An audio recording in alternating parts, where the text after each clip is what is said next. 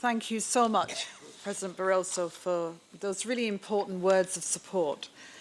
Mr. President, I've got lots of presidents. Great. Mr. President, President Hassan Sheikh, please, the floor is yours to give us your final thoughts. Thank you, Kathy. His Excellency Ismail Omar Guelleh, President of the Republic of Djibouti, His Excellency Barroso, President of the European Commission, Her Excellency Catherine Ashton, High Representative of the European Union, Foreign Affairs and Security Policy, and Vice President of the European Commission, Excellencies, distinguished participants, ladies and gentlemen. We have now come to the end of the conference, and I would like to thank you all for your active participation in this important conference in the history of Somalia. Today was a historic day for Somalia, and your presence and participation at this critical event demonstrates your commitment to help Somalia. I'm honored to be co-hosting this conference with the European Union.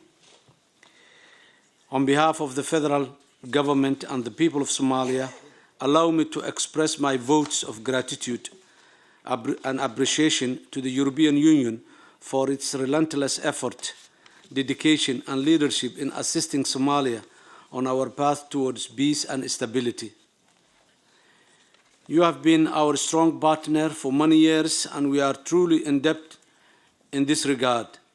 The same is true for the rest of our regional and international partners on similar undertakings made in the past, and by far company in demonstrating sense of solidarity at this critical juncture of our history.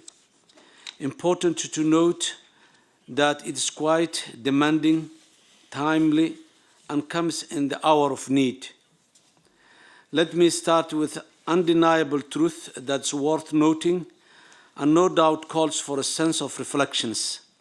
A remarkable transformation is being achieved in Somalia. As the world recognizes, we have the greatest opportunity, but not without potentials, in a generation to reinvest on a sustainable peace and development. Now we need to capitalize on this opportunity and redouble our efforts to meet our people's aspirations for a better future, a future that is in demand and deservingly to be met, but goes not without saying a tall order, a future feeding into our common interest and commitment to reversing ills and negative connotations, whether credible or otherwise, linked to Somalia. However, we are here today to express our joint and mutually binding commitments to a deal, not just a deal this time round, rather a new deal for Somalia. Its mutual commitment to be met by all of us, and only then would it materialize by allowing Somalia to play its constructive role in the nations of the world. In a nutshell, the compact that we agreed today in this conference highlights our priority areas that need your urgent attention and unwavering supportive envelopes. Future and its reliability is not just quantitative, rather than qualitative factors to determine more in understanding whether it is visible to bank, trust, and resources as such. We may not be where we wish to be, but we have unshakable convictions and commitments to present a different image of Somalia in the near future. One worth reinvesting, but again adapting into the rule of the game and respecting the procedural norms in the tandem with the universally acceptable practices of today. In this regard, I wish to state that Somalia of today needs bold and courageous steps from our international partners, including a shift from the past culture to construct irreversible gains on all fronts. It's our belief that such pathways remain a role model on the way forward.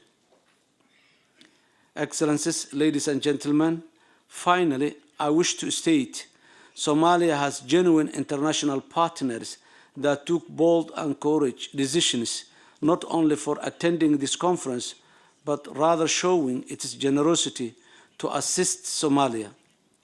I hope that you will all stay on course during the follow-up and the implementation processes to ensure that all your support is achieved to our common interest. 1.8 billion euros is a huge amount of money, but realizing and making practicably reach the right recipients in Somalia is the most important and crucial that we all are expecting each other to make contributions towards the realization of that noble goal. I would like to say all of you, thank you very much, and Somalia will always remind your stand with them on the right time. Thank you very much.